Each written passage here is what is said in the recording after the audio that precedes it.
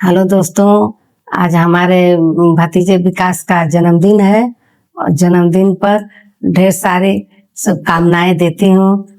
मैं भगवान से ये प्रार्थना करती हूँ कि विकास अपने जीवन में खुश रहे, आगे बढ़े और तरक्की करें।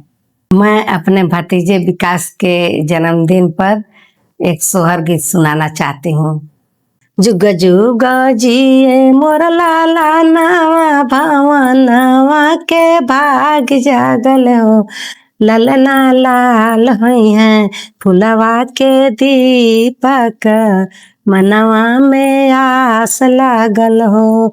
ललना लाल हुई है फुलवा के दीपक, मनवा में आस लागल हो। आजू के दिनवा सुहावन रातिया लोभावन हो। ललना भाभी के होरिला जनमल होरिलवा बड़ा सुंदर हो। ललना भाभी के होरिला जनमल होरिलवा बड़ा सुंदर हो।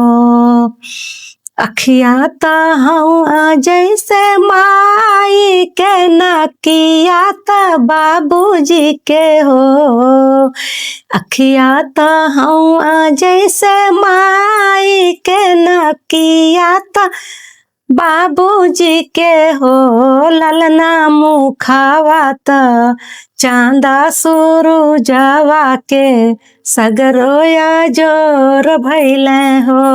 ललना मुखावा त चांद के सूरजवा त, सगरोया जोर भैले हो।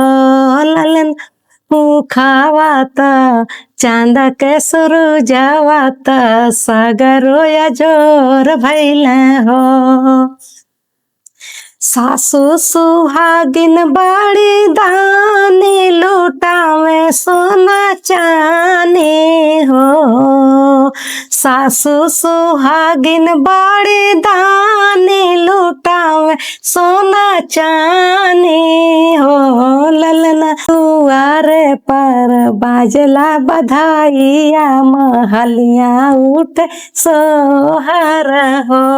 ललना दुआरे पर बाजला बधाइया, महलिया उठे सोहर हो।